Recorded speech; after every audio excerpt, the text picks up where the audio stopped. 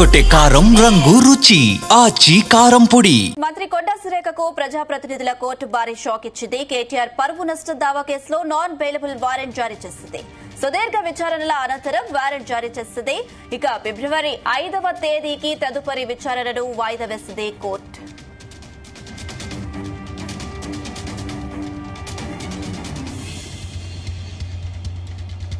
ఇదే అంశానికి సంబంధించి మరిన్ని అప్డేట్స్ మా క్రైమ్ బ్యూరో చీఫ్ రవితేజ అందిస్తారు. ఎస్ రవితేజ. మంత్రి కొండా సురేఖకు నాంపల్లి ప్రజాప్రతినిధుల court NBW non bailable warrant జారీ చేసినట్టుగా సమాచారం అందుతోంది. గతంలో కొండా సురేఖ బాపుఘాట్ జయంతి ముగించుకొని బయటికి వస్తా ఉండగా మీడియాతో మాట్లాడుతున్నటువంటి క్రమంలో ఇటు హీరోయిన్ సమంత, అటు నాగార్జున కుటుంబం, ఆ తర్వాత కేటీఆర్ ప్రస్తావన కూడా తీసుకొచ్చి కేటీఆర్ అప్పట్లో అధికారంలో ఉన్నప్పుడు ఎలా వ్యవహరించాడో అనే కొన్ని విషయాలను కొండా సురేఖ నేరుగా మీడియా ముందు మాట్లాడడంపై తన పరువుకి భంగం కలిగించి తన పట్ల అసభ్యకరమైనటువంటి వ్యాఖ్యలు చేసినందుకు గతంలోనే కేటీఆర్ కొండా సురేఖ పైన పరువు నష్ట దాఖలు చేయడం జరిగింది. పరువు నష్ట కేసు ప్రజాప్రతినిధుల కోర్టు దాఖలు చేసిన తర్వాత ఇప్పుడు కూడా వ్యక్తిగతంగా కొండా సురేఖ కోర్టుకి హాజరు కాకపోవడంపై మాత్రం కోర్టు ఈ విషయాన్ని సీరియస్ గా పరిగణలోకి తీసుకొని కొండా సురేఖ ప్రత్యక్షంగా కోర్టుకు ఎందుకు హాజరు అవ్వట్లేదు అంటూ కూడా తీవ్ర అసహనం వ్యక్తం చేస్తూ ఫిబ్రవరి 5వ తేదీలోపు కొండా సురేఖ నేరుగా కోర్టులో హాజరవ్వాలి, హాజరు కాని పక్షాన పోలీసులు కొండా సురేఖని అరెస్ట్ చేసి కోర్టు హాజరుపరచొచ్చు అంటూ కూడా ఈ విషయాన్ని ప్రజాప్రతినిధుల కోర్టు ఈ నిర్ణయాన్ని వ్యక్తం చేస్తూ కోర్టు ఈ అభిప్రాయాన్ని వ్యక్తం చేసినట్టుగా తెలుస్తోంది. నాన్ బెయిలబుల్ వారెంట్ అంటే ఇప్పటి వరకు ఈ పరువు నష్టం కేసులో కేటీఆర్ వేసినటువంటి పిటిషన్ పైన విచారణ సందర్భంగా ఎన్నిసార్లు కొండా సురేఖకు కోర్టు ముందు హాజరవ్వాలని తమకు నోటీసులు అందజేసినా, సమాచారం అందజేసినా ఇప్పటి వరకు కోర్టుకి హాజరు కాకపోవడంపై మాత్రం ఎన్బిడబ్ల్యూ కోర్టు జారీ చేస్తూ కొండా సురేఖ ఫిబ్రవరి 5వ తేదీన చివరి తేదీ కేటాయిస్తా ఉన్నాము. వ్యక్తిగతంగా కొండా సురేఖ ఖచ్చితంగా ప్రజాప్రతినిధుల కోర్టుకి హాజరవ్వాలి.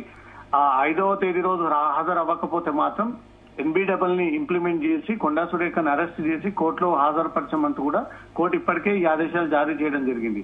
కేటీఆర్ హీరోయిన్ సమంత విషయంలో కేటీఆర్ ని కూడా ఉద్దేశించి అప్పటి అధికారంలో ఉన్నప్పుడు ఎన్కన్వెన్షన్ వ్యవహారంలో కేటీఆర్ ఇలా వ్యవహరించాడు అంటూ కొండా సురేఖ అప్పుడు మీడియా ముందు ఈ విషయం ప్రస్తావనకు తీసుకొచ్చింది. కాబట్టి ఈ విషయంపై అక్కినేని నాగార్జున కూడా తన కుటుంబాన్ని రోడ్డుపైకి లాగి అంతర్గత విషయాలను రోడ్డు మీదకి తీసుకొచ్చి లేని కొన్ని కథలను క్రియేట్ చేసి కొండా సురేఖ ఇలా వ్యవహరించింది. కాబట్టి తను కూడా పరువుకి భంగం కలిగింది, తన కుటుంబం నష్టపోయింది అంటూ కూడా కోర్టును ఆశ్రయించి కోర్టులో కొండా సురేఖ పైన పరువు నష్టం దాఖలు చేయడం జరిగింది. దీనిపైన కొండా సురేఖ రియలైజ్ అయ్యి నేను నాగార్జున కుటుంబానికి క్షమాపణను కోరుతా ఉన్నాను బహిరంగంగా అంటూ కూడా ఈ మెసేజ్ పెట్టడంతో ఆ విషయంలో నాగార్జున కాస్త వెనక్కి తగ్గి కొండా సురేఖ పైన వేసినటువంటి పిటిషన్ ని వెనక్కి తీసుకున్నట్టుగా తెలుస్తుంది. ఇదే కేసులో ఇటు కేటీఆర్ కూడా పరువు నష్టం కలిగిందని, అసభ్యకరమైనటువంటి వ్యాఖ్యలు చేసిందని పరువు నష్టం దావా పిటిషన్ దాఖలు చేయడంపై కోర్టు అనేక సందర్భాల్లో కొండా సురేఖకు నోటీసులు అందజేసి వ్యక్తిగతంగా కోర్టుకు హాజరవ్వాలని ఆదేశాలు ఇచ్చినా కూడా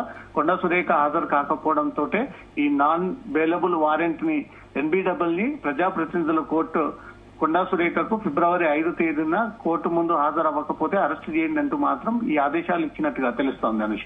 రైట్ రవితేజ, థ్యాంక్ యూ.